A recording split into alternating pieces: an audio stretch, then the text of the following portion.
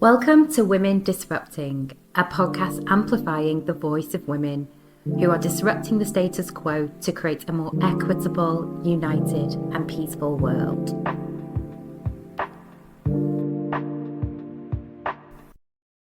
Today, I am speaking to Chandrika. For me, Chandrika is the OG relaxed woman, and we talk about why in this episode. In particular, why it's important for women to channel their own relaxed woman energy. Chandrika's formal education began in the state schools of Preston up north. She's a first-generation graduate and speaks 3 languages. She has built a pragmatism that comes from having earned her education. Fewer than 5% of those with her starting point go on to achieve a degree, which is why she is so active in causes that support social mobility. Chandrika has worked with clients that include Chanel, Soho House and Sony, and to add to her never-ending list of credentials, she is also an accredited psychotherapist, which has a strong influence on her work and values. Welcome, Chandrika. I'm so excited to have you on the Women Disrupting podcast today. How are you doing? I'm really well. I'm excited to be here. A nice flashback talking to you since our Preston days.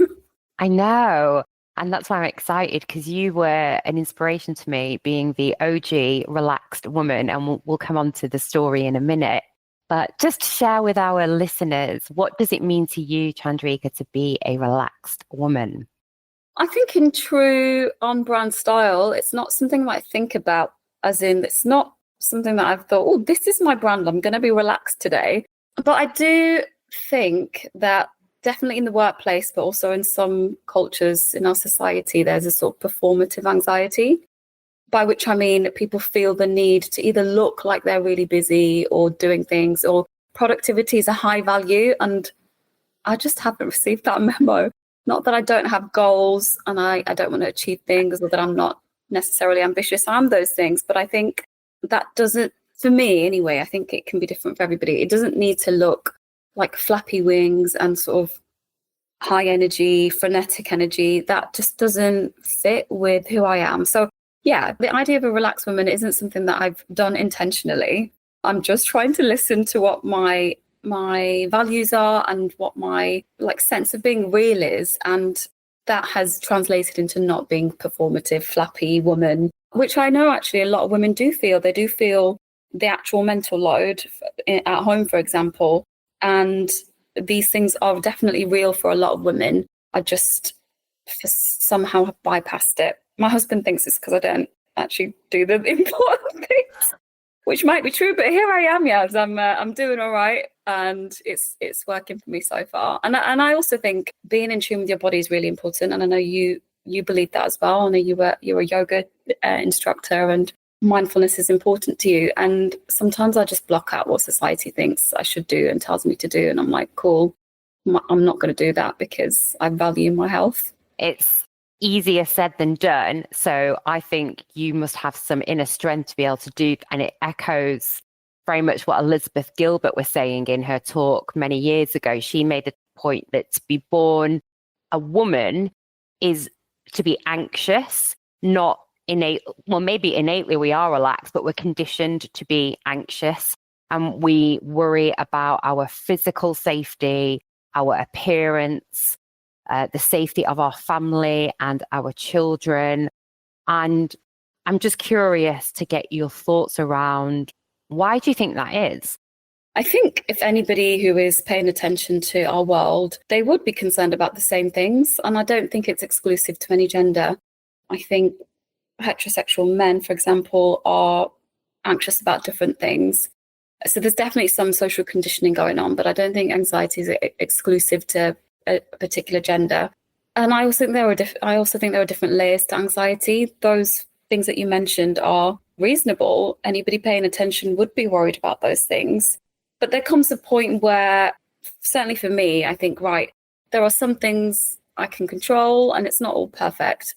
So for me, I don't tend to sweat the small stuff. Like, I really don't care if, I'm trying to think of an example, if things in my home look a certain way, or my documentation is aligned in a particular way, or whatever. These are just, some things feel quite trivial to me, but there are other things that I will sweat. So I think I think as people, we need to be honest about the fact that there's an opportunity cost to sweating some things. And if we're spending time worrying about one thing, that's going to have its limitations. So I think we all could do with deciding, well, what's important to me? Because sometimes anxiety can be inefficient. So I guess, yeah, to summarize, these are all valid things to be worried about, and nobody's immune to that. And, you know, there's probably a good amount of disassociation we all go through where we just blank out some things that are a genuine danger or concern. But there's another sense check, I think, that would be helpful, where we've got to think, right, here's my capacity. Here are things that are important to me. This is what I'm going to stress and work towards, because you can't worry about everything. And some people do worry about lots of things. And, you know, there's generalized anxiety disorder and other things that I think affect particularly women. And then you've got to add to that the cycle of our menstruation and the impact of menopause. And we are riding the roller coaster of hormones, and that has real and physical effects for us as well. So I think women have quite unique challenges where they have to dance around their biology and then the actual dangers society puts us in. And we can't sweat it all. And people who try to sweat it all or are unfortunately in a position where they have different conditions, yeah, it must be really difficult and energy consuming, to say the least. And I guess you're choosing to sweat just a small number of things because that's what you've only got capacity for, or any of us have got capacity for. So I'm curious if you're okay sharing. What kind of things do you sweat? Good question. So I grew up in quite a precarious situation. Neither of my parents were degree educated. My mum's formal education ended at 15, I think. She grew up in a relatively poor village in India, got married to my dad in her early 20s, couldn't speak English, came to the UK, landed in Preston, the city of opportunities, not. And the reason I say that phrase and make that point is because I think the North has a lot of challenges when it comes to opportunities. So here my mum is landed in this part of the country. And I think I quickly learned from that there are, some unique challenges for me and my siblings when it comes to education. And so that's what I chose to sweat, because in Indian culture, they do value education and they will tell you about that. They won't all necessarily have the information or skills to navigate the system like some middle class families do and parents do. But that core nugget of, you know, knowledge is important, education is important, was sort of a background factor. So I think, learning from my mom's trajectory and thinking about, right, well, I don't really have a safety net, so I need to care about these things. So when it came to my A-levels, I worked really hard, worked out what I was good at, what I wasn't good at, and then just leveraged the skills that I somehow had and used it to create more opportunities for myself. So that's one thing that I sweated. And it's the reason I believe in education. And I spent 10 years teaching because of that. And that's probably a good example of a long-term, I don't know if you'd call it anxiety, but a goal that I think a lot of our young people should spend time worrying about and focusing on. It's a complex relationship, isn't it, we have with education, because as you've just emphasized, it's so important for many reasons, but social mobility for one, if you are from a disadvantaged background. However, when we get in the education system as a learner, or as we've experienced as teachers, there can be quite unhealthy practices and the systems aren't kind to us. So that's why I was quite inspired, and I'll come to this story in a minute, when we were working together and you were a teacher in a school, and knowing how important education is to you, you were able to say no and put your boundaries up to a lot of the things that could have led to burnout for you. So am I right to share the story? Yeah, go for it. Of the relaxed woman. And then I just want your thoughts, because I'd love to dig a bit deeper to say, I don't know whether you even remember it, but I'm sure you can align it to your values. So we were working in a school that had practices that I would say were very conducive to burnout, and everyone was rushing around, and, you know, the hustle culture that you talked about was rife. No one ever really sat down in peace and quiet. I don't think you ever see that in schools in general, but in this particular school, it was definitely a no. And I was the head of English, and you were my second in English. And one lunchtime, whilst I was caught up in the rat race, rushing from classroom to classroom, thinking, what am I doing? I've got 100 papers to mark. I have got all these spreadsheets to do. And this wasn't my framework for excellent.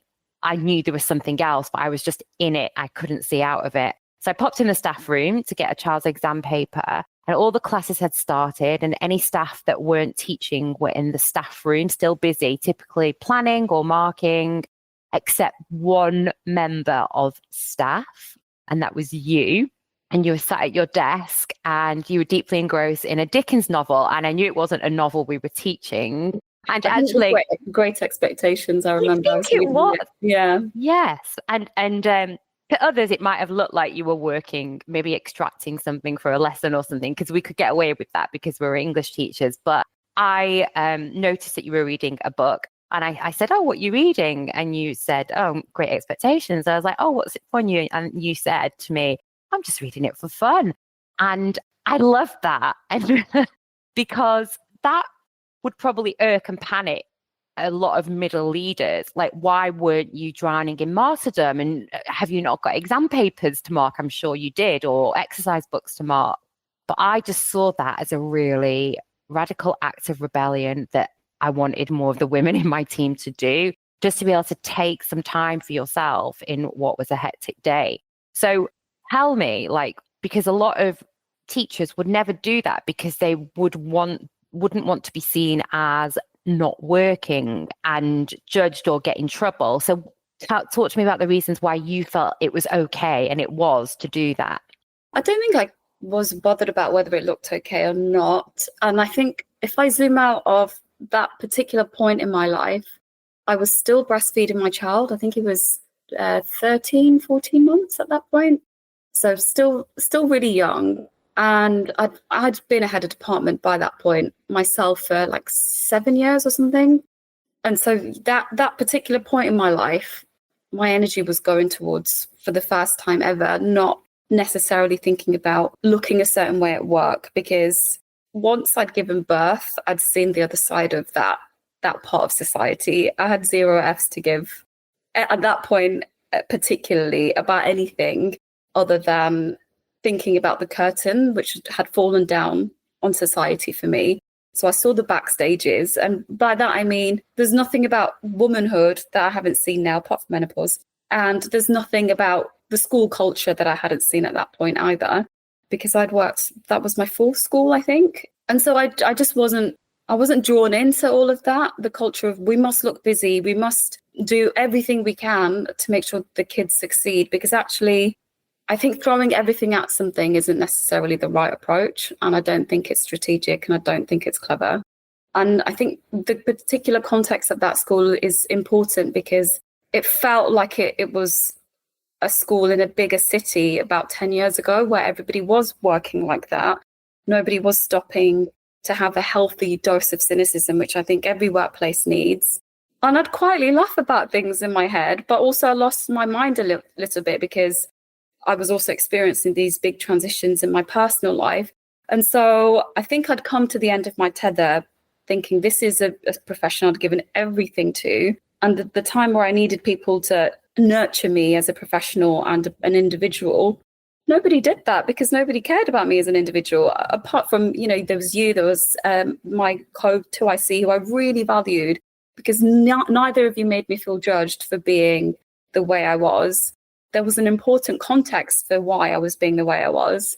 And a lot of people would have been intimidated by it. And a lot of people were. They were thinking, how dare you as a woman, as a young woman, as a young brown woman, behave the way you behaved? How dare you think your opinion matters? How dare you not do what everybody else is doing?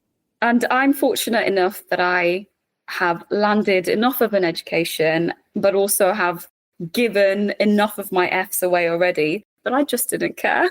So I wasn't cultivating any particular image of myself. I'd reached the end of my tether, like I'd already said. And so that point that you caught me reading a book, I couldn't have cared less what anybody actually thought about me. And I think everybody needs to get to that point, but particularly women.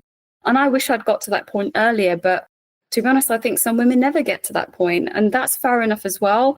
But I think my particular context is having grown up in poverty, objective poverty, so not just working class. Having gone to a very challenging school myself, which was, I don't like the phrase, but it was white working class predominantly. So growing up as one of the only women of colour in that school, nobody expected anything of me. So I'd gone from that, of my own experience in education, to then teaching and thinking, right, well, there seems to be some sort of double standard here, because school leaders and teachers outwardly and openly care so deeply about young people who come from an underserved background. When they become adults, we don't seem to care anymore. And so I thought that sometimes there's a disingenuous culture and there's a lack of recognition that some leaders virtue signal and use that as a launch pad for their own career, which is fair enough. But let's be honest, because I am somebody who comes from this background and I'm somebody who's gone against the grain in many ways. That's not really acknowledged or recognized, because I'm ultimately unpalatable for some people, because I've been hardened in life. And yeah, I have a gentleness and a softness, and I am able to, change who I am depending on the context. But at that point in particular, it was probably not my soft side that I cared to give out. And quite honestly, I was shocked that at the school culture, it felt very retrograde. Is that all right to say? Absolutely. You can say what you want. No, I totally hear you. And I wonder, because you're talking firsthand here about social mobility, do you think it requires more of the people from the disadvantaged groups to rebel, whether that's, in small little micro rebellion moments like yours, or on a larger level? Do we need to be doing that to break the systems? Yeah, we absolutely do. The issue is there aren't enough of us in the workplace. There are not enough people who come from my background who end up even gaining qualifications to enter a profession. There just aren't enough. So the people that we do end up working with have had a different trajectory and maybe don't empathize with my opinion. But we absolutely do need to rebel. And the issue with that particular northern city is there aren't statistically as many job opportunities. And so there's not enough grounds for people to develop a sense of activism, to develop a sense of this is not acceptable to treat teachers in this way, or this is not an acceptable tone in which to address a whole staff body. And there was one point where there was a head of year vastly underqualified for, I think, a middle leadership position, who was addressing a group of teachers and infantilizing them. And I actually laughed out loud, but I looked around the room and nobody else seemed bothered about it. And if the equivalent tone had been used in an inner city London school, where there's a bit more, definitely in Tower Hamlets, there's a bit more sense of collective bargaining, and there's a lot more opportunity down here. So somebody can say, well, this is not the kind of school I want to work for. They're more likely to push back or challenge things. And I think that's healthy. I think that's necessary and important. And it didn't seem that was there, aside from the few colleagues that I'd gotten close to. It didn't seem to be there. And that was actually quite frightening, that people would be okay with the culture. And this is a school that statistically is doing very well. The outcomes are very strong. The Ofsteds are very strong. The leader CEO has gone on to do very well, and so he should do, because schools are varied and not everybody's in charge of every single aspect of a school culture. But the point is, the experience that I had as a teacher was very different. The systems were not effective. And it didn't matter, because these were a group of young people who'd already gotten discipline through their faith, I believe, through the fact that their parents cared enough to send them to a particular school, which meant they already had a bit of foresight and intentionality. Do I think it was down to excellent teaching and leadership? Absolutely not. And I can say that personally as well. My teaching was average at best, which is why I thought, well, what does it matter if I read a book for these 30 minutes? Because I know it's nothing I'm doing, which means these kids are going to succeed, because I know they're going to go home, they're going to go to mosque, they're going to go memorize the Quran. It's those skills that are actually propelling these kids to go on to do well academically. It's definitely not anything I'm doing, and it's definitely not any of the decisions the school are making. But that's a bold claim, and we'd have to see I don't think anybody knows what isolated strategies really make a difference. And so everybody throws everything at it. Yes. And when you have the Ofsted and the exam results that are high performing, it's very hard to argue any different, isn't it? It's very, like, your argument's very difficult to challenge because Exactly. it's easy to challenge your argument with the data and go, oh, hang on a minute though, but look at the data. So I totally get that. And you could argue it doesn't matter. It doesn't matter that there's one random English teacher who's aggrieved at the education system because the kids are doing well. And I absolutely think actually the kids' results is the best pastoral care we can provide. I do agree with that. I just think if we zoom out a little bit, the longevity of a teacher's career is going to be impacted, and the effects of that then on student outcomes is left to be seen. Well, we can see it already, but where there is a group of students who are doing really well, it sort of it does undermine an individual teacher's experience of that school. I wonder, from your experience working with Teach First and maybe other groups that really support social mobility, whether you've got any thoughts or evidence on this, because what I'm hearing is there's a discrepancy between the world of the disadvantaged child and the adult world in the workplace. So, as you've said, our country is very focused on, Ofsted say it's the disadvantaged groups we need to target. We've got the pupil premium. Our responsibility is to pull these children out of poverty and let them leave with some really decent exam results. And there are some schools that are absolutely amazing at doing that. But then what I'm hearing, and correct me if I'm wrong, is when they go into the workplace, it all implodes because of the issues we've talked about. The exam results don't necessarily serve the people from the disadvantaged communities because they are quite isolated. Is that true? And do we have any research or data on how the disadvantaged communities perform after school? Yeah, we do. So we know that even if a young person from a working class background achieves the equivalent to somebody from a more advantaged background, they will still go on to earn less than their peers. And they are less likely to have a management role. They are less likely to have pension parity. It affects every stage of their life. I think part of the reason is you can't really outrun your background. There's a lot of research by, she's called Dr. Eliza Furby, maybe. I'll find out in a moment. But she talks about the generational gap because of inheritance. And Dr. Eliza Philby, she's called. And she's written a book called The Bank of Mum and Dad. So it's this idea that actually if you've got parents who can give you money when you're at the time where you're buying your first property or second property or whatever, that creates a much bigger gap between those who, but financially, compared to your education. So at every juncture of life, it makes an impact, I think, the family you're born into. And then in the workplace as well, we see that our idea of a leader is still not really being challenged. We've obviously seen some changes after the Floyd murder, but at this point, I think things are regressing and big companies are moving away from their ED&I goals or the whole thing altogether. We've got people like Farage who are like, we're coming for the ED&I jobs. We want to scrap them. So we're at a time where there's pushback for an agenda that lots of people didn't want in the first place. And that affects social mobility, and it affects definitely somebody with my background. And yeah, it speaks to that disparity between the workplace and education in terms of how much we're willing to champion people.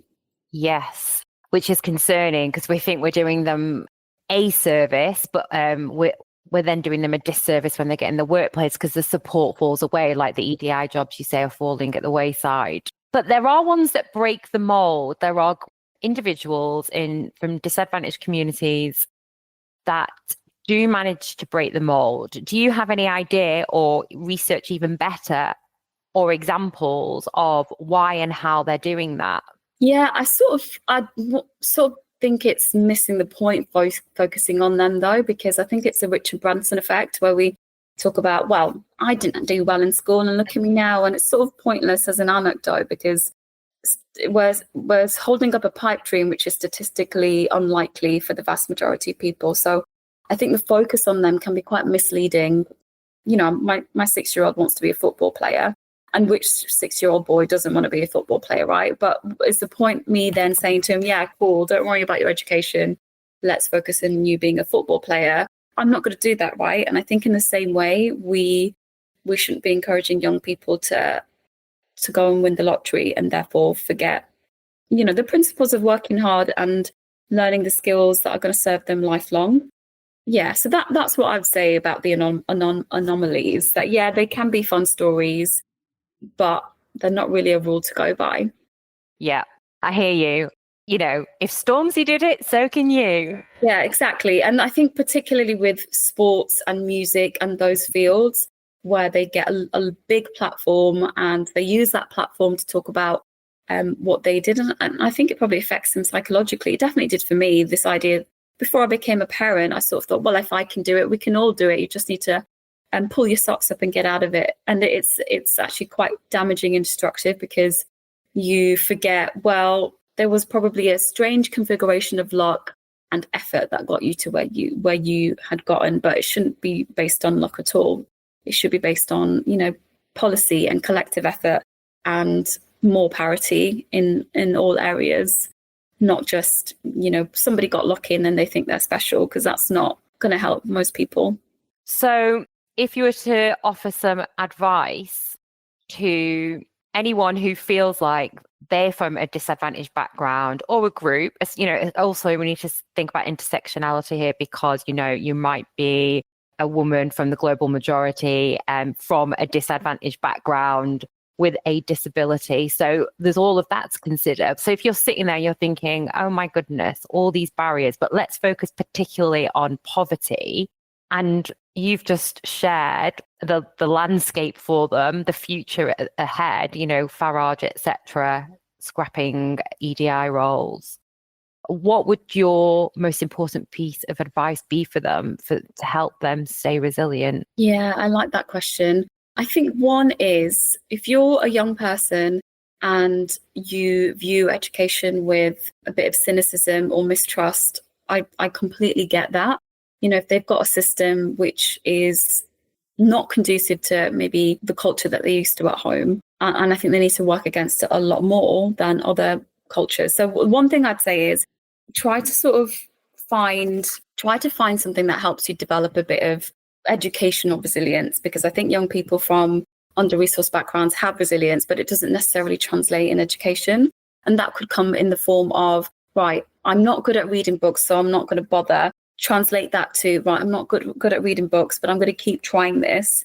I'm going to find something that I'm interested in rather than what they're forcing me to read at school. And just keep focusing on those key skills of reading, of keeping going with maths. I wasn't particularly good at maths, but I ended up doing fine. But what I do remember is thinking, right, I'm good at this and I'm not good at this. So I'm just going to focus what I'm good at. I probably wouldn't have done that now if I could go back. I probably would have focused on the things I wasn't necessarily good at, because now I'm an adult. I feel like I've got gaps in those areas that I wish I could bridge. And I do have the opportunity to bridge them. So that's the first thing, in a really convoluted way. I would say find some way of building some educational resilience and use that to develop your confidence, so you feel like actually school is your place, even if a teacher isn't recognizing what you're bringing. So you can build that yourself. And the second thing I would say is nobody is going to champion you necessarily. You might come from a family where your parents don't trust or rate the education system. That's going to make it really difficult for you. Your teachers maybe don't have the same time that they should have for you. And so you've got a young person here trying to work through a system where nobody's recognizing them as an individual, probably not intentionally, but that's just because of our system. You know, we've got classes of 30 odd kids. The teacher doesn't necessarily have the ability to give each individual the time that they deserve for every single subject. So I would say don't wait on somebody to champion you. Yeah, try to think, right, here are my goals, and they can be financial goals. And that's probably not something somebody from a more modest background would think about, but it's all right to be really crude about these things and think, right, well, I want this and this is how I'm going to get there. So yeah, I guess those things are boiling down to three things. try and build some educational resilience, champion yourself, but not in the sense of I want to be a football player, I want to be famous, but more sort of realistic goals about education and the sort of skills that will serve you well throughout your life, and then try and find some goals and work towards those goals. It's hard to get that message out because I think it needs to come out actually in primary school or even before that. So it's really difficult to know. The things that I've said are interesting for maybe us who care about social mobility and education. I don't know how those words would translate to a young person. And actually, I think it's the young people that need to hear it. And by young, I mean, even primary school. So it's difficult to respond to that because I know actually those things are going to be meaningless to the young people that need to hear it. So maybe I need to go back and think actually, what would be a good message to say to a 5-year-old, a 6-year-old, a 7-year-old? And I've been thinking about this a little bit over the years. And I think, people say there's no guidebook to life, there's no rule book to life, but actually there are. Somebody could put this all into a book and say, right, when you come to choosing your options, here's what you need to think about. When you come to choosing your subjects at A-level, you need to think about facilitating subjects versus non-facilitating subjects.